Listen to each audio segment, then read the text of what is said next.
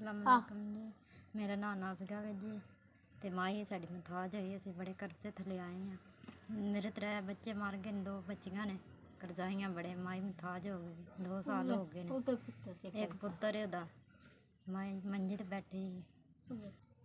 8 ਲੱਖ ਦਾ ਮੇਰਾ ਬੰਦਾ ਕਰਜ਼ਾਈ ਗਏ ਤੇ ਕਰਜ਼ੇ ਵਿੱਚ ਜਿਹੜਾ ਅਸੀਂ ਲਗੇ ਫਿਰਨੇ। ਭੱਠੇ ਦੀ ਜ਼ਿੰਦਗੀ ਤੇ ਭੱਠੇ ਤੇ ਰਹਿ ਰਿਹਾ ਸੀ। ਅੱਲਾ ਜਾਣੇ ਘਰ ਜਾਣਾ ਕਿ ਨਹੀਂ। 2 ਸਾਲ ਹੋ ਗਏ ਨੇ। ਮਾਂ ਸਾਡੀ ਫਾਲਜ ਪੇ ਨਾ ਟੁਰ ਸਕਦੀ, ਨਾ ਕੋਈ ਕਰ ਸਕਦੀ। ਮੁਹਤਾਜ ਹੋ ਕੇ ਬਹਿ ਗਈ। ਸਾਡੇ ਕੋਲ ਇੰਨੀ ਗੁੰਜਾਇਸ਼ ਨਹੀਂ ਹੈ ਅਸੀਂ ਕਿਸੇ ਅੱਛੇ ਡਾਕਟਰ ਨੂੰ ਚੈੱਕ ਕਰਵਾ ਲਈਏ।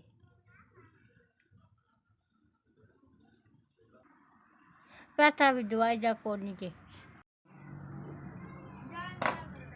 अल्लाह बच्चा भला करे ते अल्लाह चोखा दे दे। मन तेरा पांदा लभ गया। अल्लाह चोखा दे ते अल्लाह सुख दे। अल्लाह मैं दवाई लांदी तन दुआवां देनियां पई। अल्लाह दिन की करे। अल्लाह चोखा दे दे ते मैं 5000 थोड़ा लभ गया। अल्लाह चोखा दे बच्चा भला वे दे। अल्लाह पुत्रा तन चोखा दे। अल्लाह सुख दे दे। अल्लाह बाज करे दे। अल्लाह देंदे रहो बच्चा। अल्लाह भला करे। अल्लाह चोखा दे दे।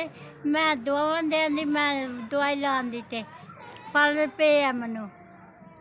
अल्लाह बच्चा चोखा तन दे भला वे दे। अल्लाह चोखा दे दे। मैं 5000 रुपया दिता ने। अल्लाह चोखा दे दे ते अल्लाह सुख दे दे। मैं दवाई लियावांदी तुहानू दुआवां तुहानू भी देनियां कि और भी देंदी।